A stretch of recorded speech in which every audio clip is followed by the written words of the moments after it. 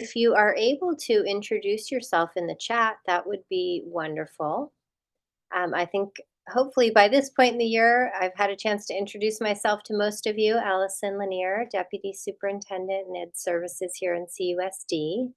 And I'm happy to welcome Tina Bernal, our Director of Fiscal Services here in CUSD. And most of you also know Miko here in our office. She gets us going with all the messages and the recordings. So thank you, Miko. So go ahead and introduce yourself in the chat, everyone, if you're able to. Okay, good morning. Thanks for introducing yourself in the chat, Yi and Jose. It's great to have you here. And Jessica, thank you. So at today's meeting, we're going to do a few very important components that relate specifically to your role as part of our PAC and DLAC. So at this time of year, as I've been reviewing over the last couple of meetings, we are preparing for next school year, and this is the time of year where we're getting our plans in place for next year. One of those plans is called the LCAP, the Local Control and Accountability Plan. And this plan outlines the district's goals and actions and spending related to supporting what's known as unduplicated students. So these are English learners, low income, and foster youth students. And we have a set aside of our budget to make sure that we are continuing to make improvements and support students in those groups, as well as all students. So we have just completed year one of the 3-year plan. We update the plan annually, and I've been reviewing the different components of the LCAP and talking about the different goal areas and how to read the plan at our last meetings. And today, really, this is your opportunity to ask questions. As part of your role on PAC and DLAC, we offer an opportunity to pose questions about the LCAP, and then we bring those questions to Superintendent Yao, and we post the responses on our website. And this is one of the compliance requirements for our LCAP, and we're making time for that today. So that is our first item. Is we'll kind of give you that opportunity. I'm not going to go through line by line of the LCAP because at our last meeting we reviewed all the components, and we also reviewed just the overall outline of all of the different actions. So at this point, I'd like to see if anybody has a question that they'd like to ask about the LCAP. This is a draft that will be going to the board for approval in June. And so it's a great time to ask questions if you'd like to do that. And you can do that by putting your question in the chat or raising your hand if you would like to. And I'll also say that we, as part of our LCAP notifications, we send out a broad invitation for this meeting. So we've invited all of our PAC and DLAC parents, but then all parents in the district were notified that they're able to attend and ask a question at this meeting.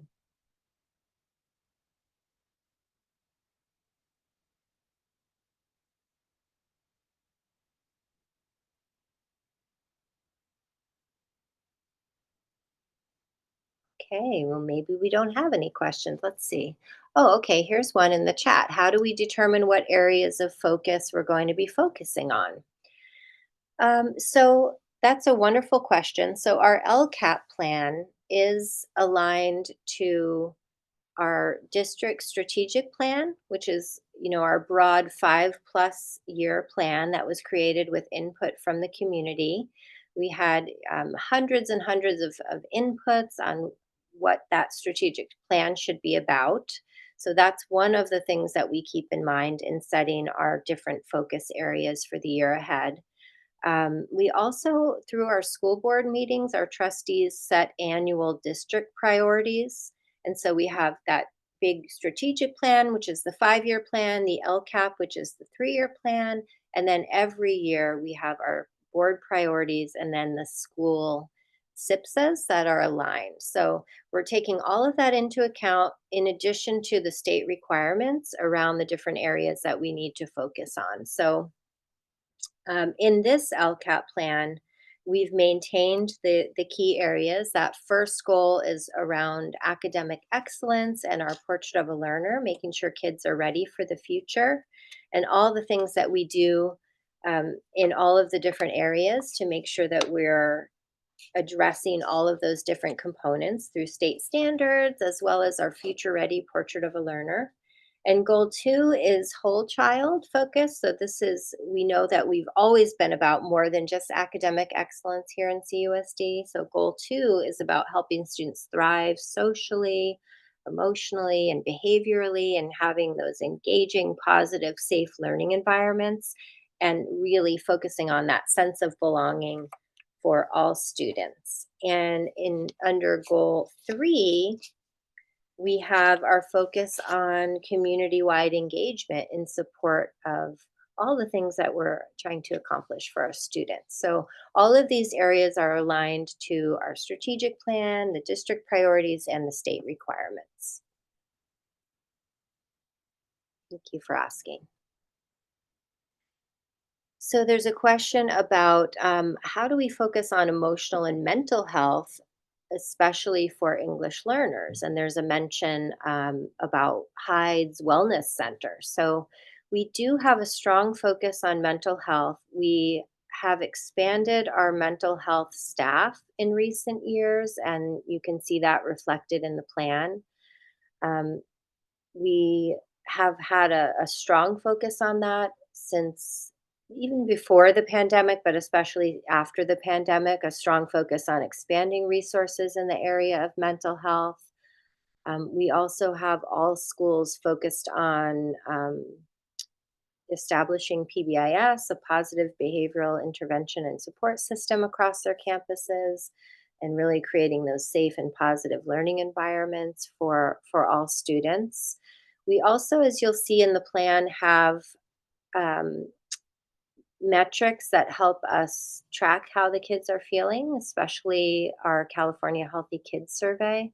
That's one of the pieces where we can check in on how the kids are feeling about their time at school and their connection to adults and peers at school. So there's definitely a strong focus on emotional and mental health.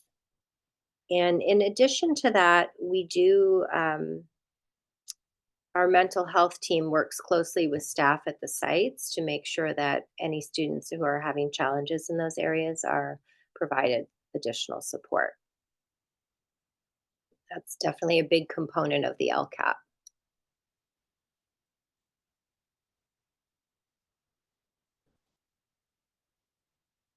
Okay, any other questions?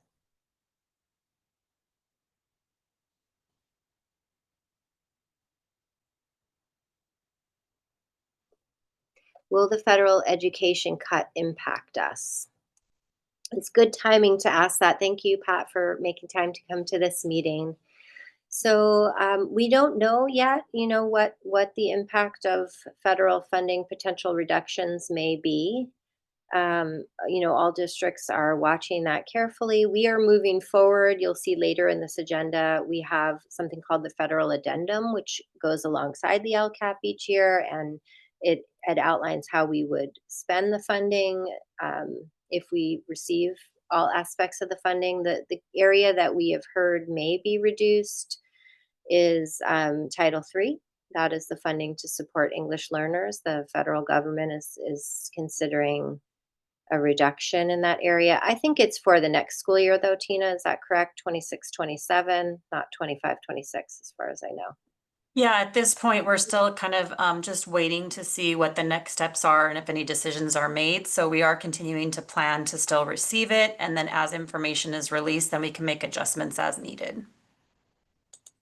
Right. It is a small percentage of our overall budget. However, it funds critical aspects of our support for English learners. And so, we, alongside other districts and working with our county office, we're keeping a close eye on that. And we'll update everybody once we have more information.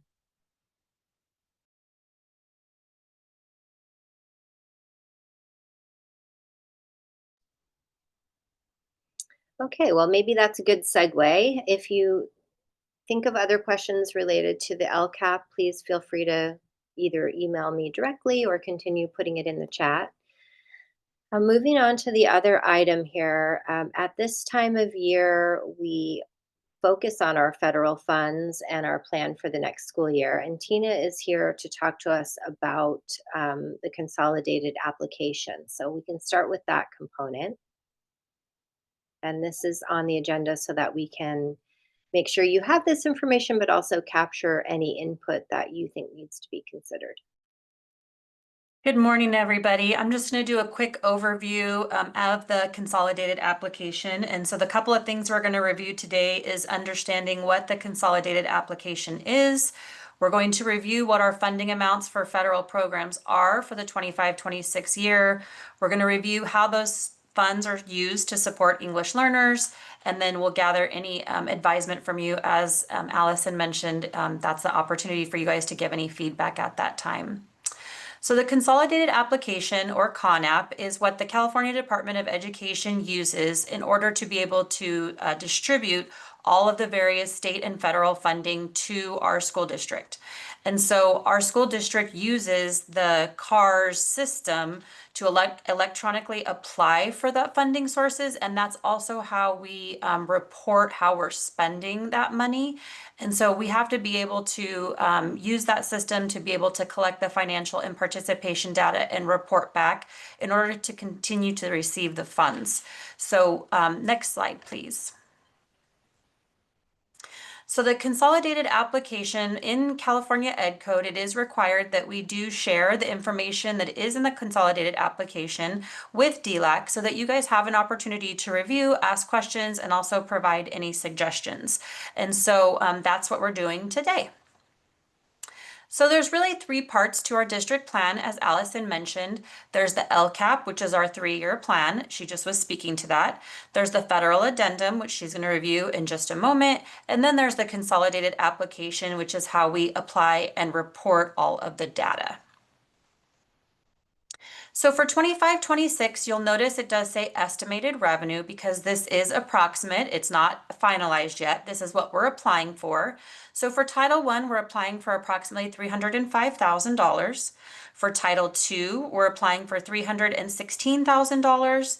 For Title III, there's 2 different pots of money. There's one for English learners, which is about $300,000, and then another one for immigrant students, which is about $281,000.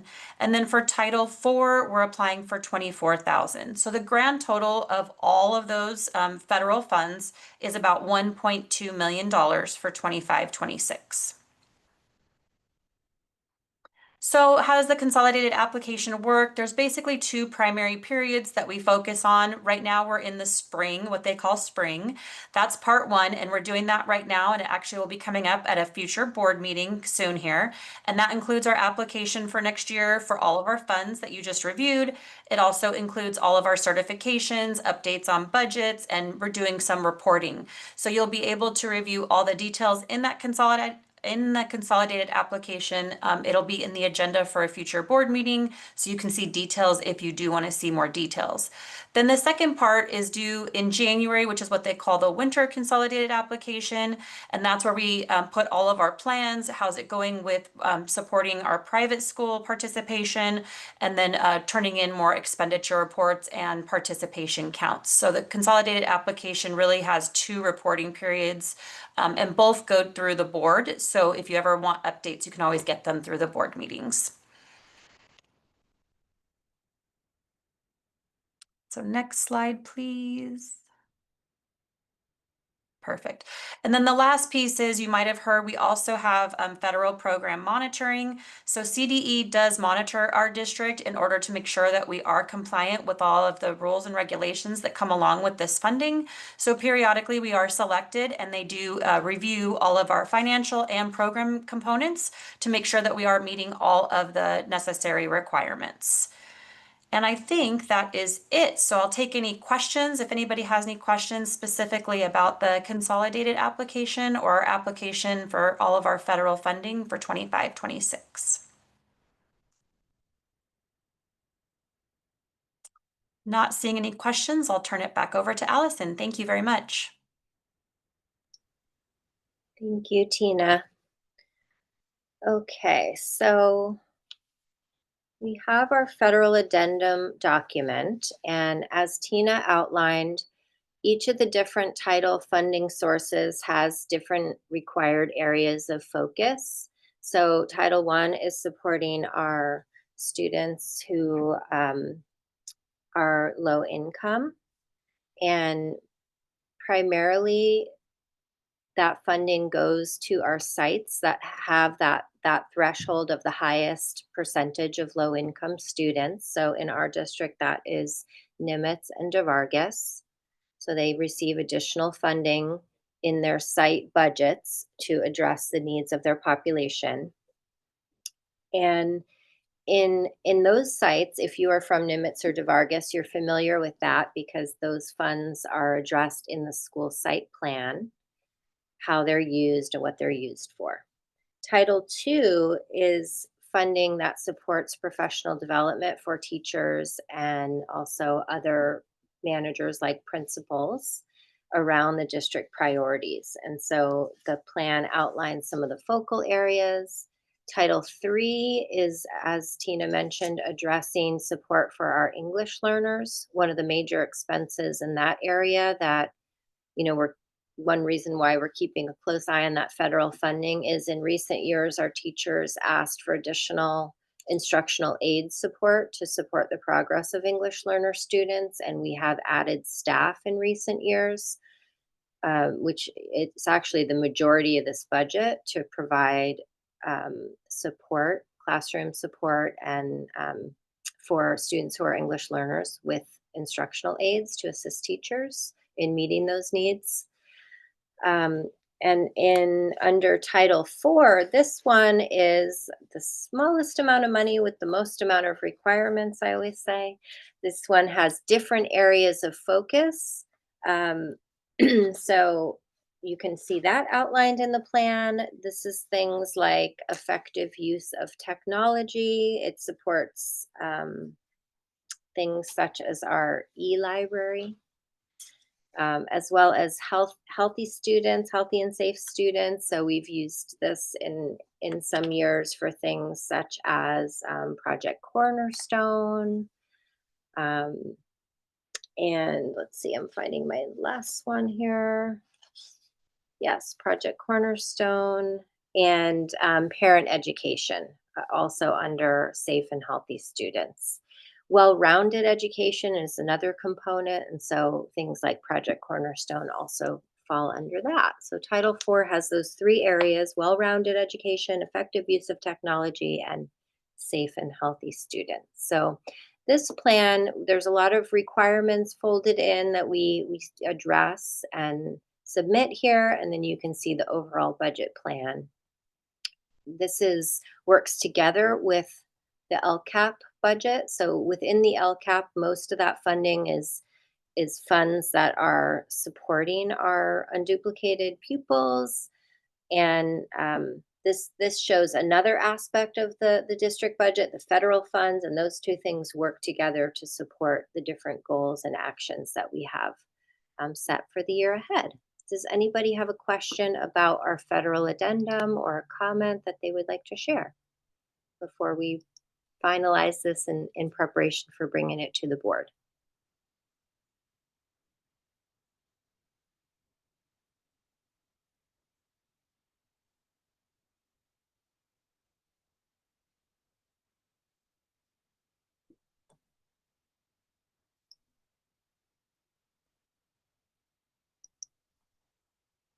Okay, it looks like we don't have any questions on the federal addendum, and I don't know if we have our calendar slide going, Miko, on the next, do we have, or can you remind me what we have for our next?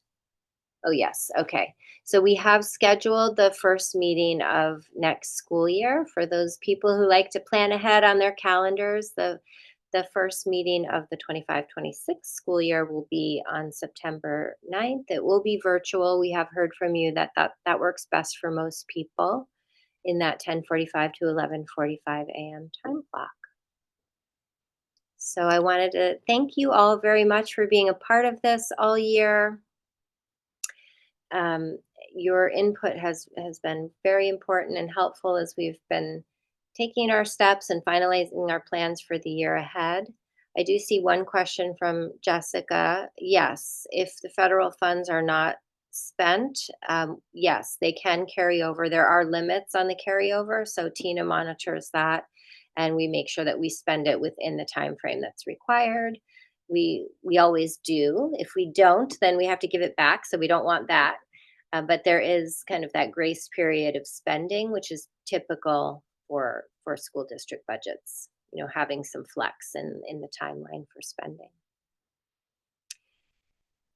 So thank you very much. And you can always reach out to me. I know this is a lot of information. Both me and Tina are available if you have questions about any of this or as you take a look through it. If you have additional thoughts or things that you want us to consider, please feel free to email us at any time.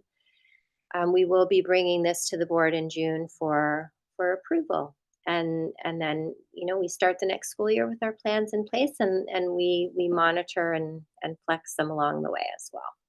So thank you very much everyone and best wishes for this celebratory season. So many exciting things are happening at school and promotions and graduations happening in people's families, and I wish you all a wonderful spring and also a wonderful summer. I hope you get some great time with your family, some memory making, and all the things that you hope for this summer ahead. So, see you in the fall. Thank you. Thank you.